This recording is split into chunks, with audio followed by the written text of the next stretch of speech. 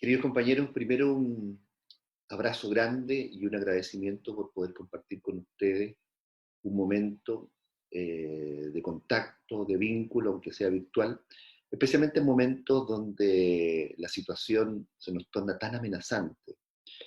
Esta situación nos ha impactado a todos, por supuesto que afecta mucho más, en ese sentido el virus es democrático en su ataque, pero no es democrático en sus consecuencias.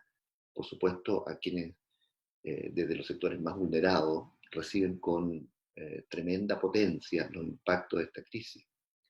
Porque esta crisis tiene como tres ámbitos, digamos, ¿no? de una situación amenazante. La primera es, por supuesto, la enfermedad misma, ¿no? El ataque al cuerpo que eso significa. La segunda es, pienso, por supuesto, el impacto económico, que va a remecer de una manera tremendamente potente, da la impresión, en nuestros pueblos en los meses venideros.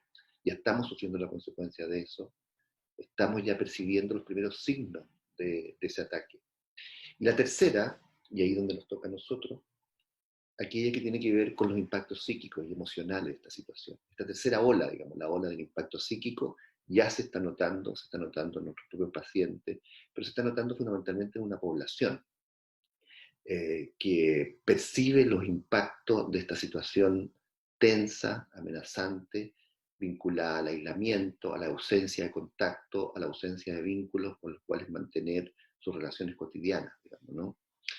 Ahora, por supuesto que esta es una situación inesperada, absolutamente nueva, donde se pone en crisis y en tensión, por, por una parte, cuidar la salud de la población y por otra parte, restablecer las normalidades económicas, digamos, ¿no?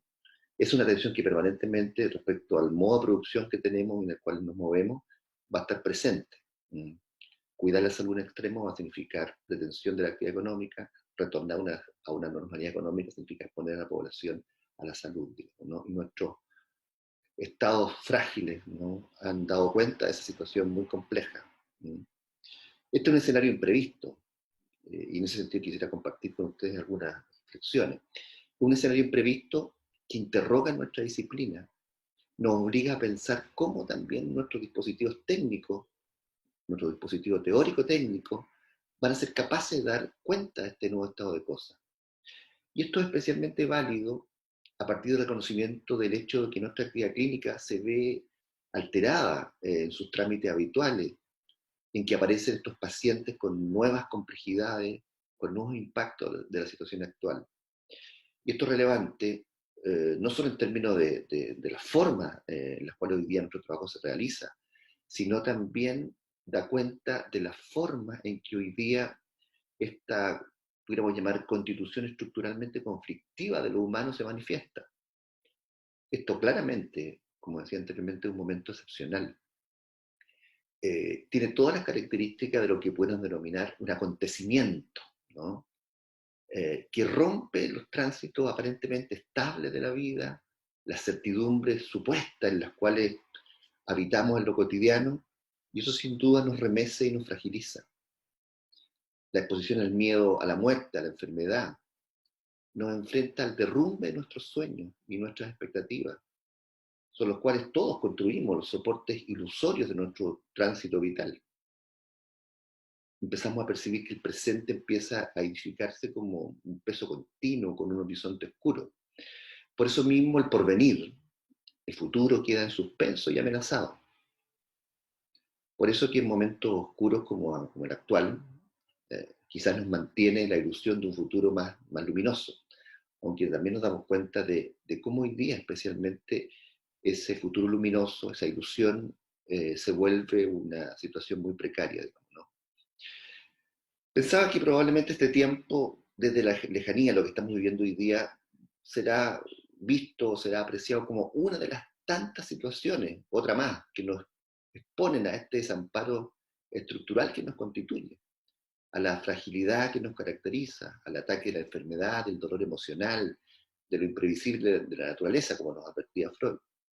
Quizás lo especial de esto es este carácter global, esta diseminación masiva mediática, que es lo que hace que en gran parte percibamos que esto hoy día es algo único y extraordinario.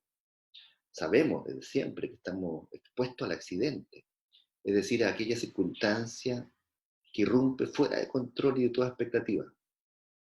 Esto, la ausencia de control total, sabemos también que es uno de los ejes de nuestro despliegue en la vida. ¿Mm? Quizás por eso yo tiendo a mantener una cierta mirada escéptica frente a una multitud de declaraciones que hoy día podemos ver en todos lados, ¿no? En las cuales personas poseídas por una especie de emoción desbordada, digamos, ¿no? Creen así profundamente que hoy día la experiencia actual podría reconfigurar la relación entre los hombres, provocar una suerte de conversión en los modos en que me vinculo con el otro, digamos, esta multiplicidad de reacciones que es casi religiosa, en términos de caracterizar los tiempos actuales como una especie de consecuencia de habernos apartado del camino del bien, de habernos extraviado de la naturaleza, de haber hecho prevalecer el egoísmo humano por sobre todo, digamos, ¿no? Me da la impresión que parece ser una reacción más bien marcada por la angustia y por una especie de arrepentimiento creyente, más que una real posibilidad de un cambio estructural de nuestro modo de vincularnos, que es lo que efectivamente uno podría pensar que tendríamos que procesar. Hoy día más bien, me da la impresión, insisto, asistimos a una especie de precarización de los vínculos, a una incertidumbre que amenaza el futuro y que pone en riesgo la vida. Sumado a esto también está la sensación de que los próximos tiempos van a ser bien complejos y difíciles, lo que contribuye a la percepción de un ambiente frágil, incierto. Quizás, como hemos visto incluso en muchos textos, en muchas opiniones, estamos frente a dos direcciones posibles, creo, en las cuales podrían transitar lo que hoy día estamos viviendo. En un polo pudiéramos decir que está la posibilidad de que este confinamiento mantenido, sumado a la precarización económica, va a generar un mayor aumento de angustia, de ansiedad, con las consecuencias obvias, digamos, ¿no? Procesos de desagregación, acciones de distinta índole, incluso violentas, que pueden a su vez provocar más climas que van a exacerbar los conflictos postergados, digamos, ¿no? Respuestas incluso que pueden privilegiar más bien la descarga de la frustración sin procesamiento ninguno y por lo tanto sin un sentido productivo. La otra alternativa, como polo, como énfasis, digamos, es que producto de una elaboración de la experiencia nos dispongamos a trabajar por acuerdos nuevos, por una profundización de los lazos vinculares, con un desarrollo real de la solidaridad y la revalorización de la importancia de lo colectivo, que uno ya empieza a apreciar, digamos, la importancia de lo colectivo y cierta revalorización también del Estado, digamos, ¿no? Sin embargo, para que algo así pudiera ocurrir, y siento que soy escéptico, sería necesario articular un cambio muy fundamental del orden de lo político, entendiendo que hay un campo de fuerzas en disputa, y cómo se pone en juego nuevamente el problema del poder. ¿Cuál va a ser el discurso que va a prevalecer? ¿Cuál es el discurso que va a terminar siendo dominante? ¿Quiénes serán los que irán conduciendo, digamos, ¿no? estos procesos, estos dinamismos? No lo sabemos.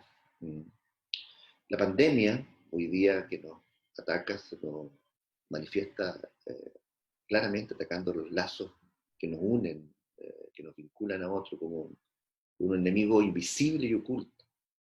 Nos invade la pandemia sin ninguna ley, sin sentido, deshaciendo las inercias de lo previsible. Por eso que intentamos muchas veces buscar orígenes explicables, digamos, no causales. Nos seducimos a veces por las teorías del complot, de las conspiraciones, que tendríamos que pensar que solamente esas teorías del complot intentan ser consistentes y como pesquisable algo que nos ataca de modo oculto, digamos, ¿no? Siempre cuando perdemos el centro, el ataque surge de manera imprevista y el miedo nos va a invadir, ¿no? Y por lo tanto intentamos crear una estructura razonable o no tan razonable de donde se origina. El miedo a una pandemia es muy fundamental. El miedo es una de las pandemias muy centrales también que nos ataca porque hace surgir lo más primitivo, ataca lo colectivo, ¿no? Hace ver al prójimo como un enemigo y hace que resurja entonces este aspecto más atávico en nosotros, ¿no? El otro como un enemigo. Por eso estamos frente a un peligro posible que hay que asumirlo, que es la distopía más bien de un mundo donde cada vez más, representando a Foucault, digamos, ¿no? Tenemos la predominancia de lo biopolítico, del control de los cuerpos, del discurso cientificista, ¿no? Del disciplinaje de las tareas cotidianas, de la vigilancia del contacto. Por ahí había una respuesta peligrosa. el punto fue cómo enfrentar todo esto, reforzando los lazos sociales, digamos, ¿no? Eh, poniendo énfasis en las redes solidarias para hacerle presente o enfrentar a este otro virus, digamos, ¿no? Que nos ataca, que es uno fundamental, que es la idea de quedarse en una noción donde se pensaría que el único refugio posible es la defensa individual, ¿no? O esta especie de garantía ilusoria y cada cual se defienda como pueda. El trabajo del análisis, entonces, que nos toca realizar en condiciones distintas, ¿no? En condiciones diferentes, me da la impresión de que es una de las formas en que podemos seguir, a pesar de todo, sosteniendo con nuestros pacientes esta capacidad de vincularnos, de poder hacer circular la palabra de distintos modos. Creo que también situaciones como la que estamos haciendo ahora, de poder contactarnos a través de nuestras organizaciones y nuestras instituciones, son también modos de sostén. Hoy día más que nunca tenemos que reforzar los vínculos institucionales, ¿no?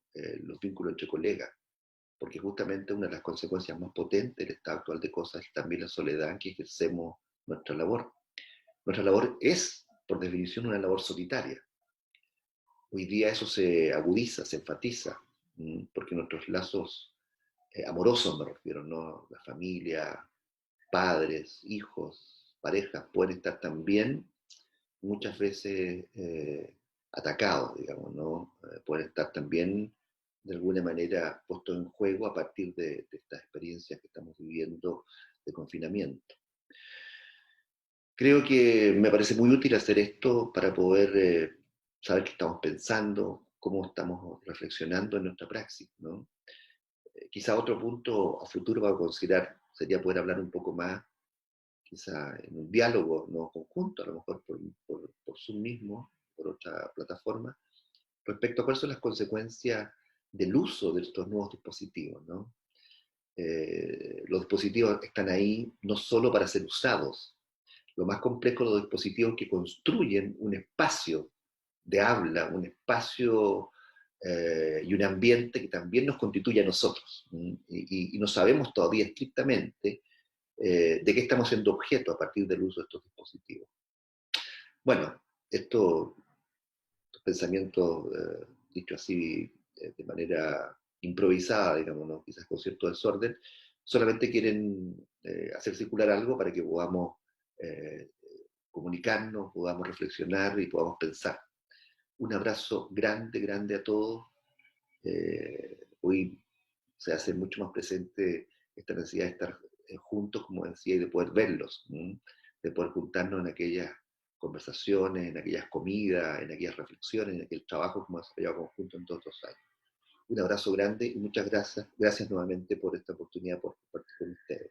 Adiós.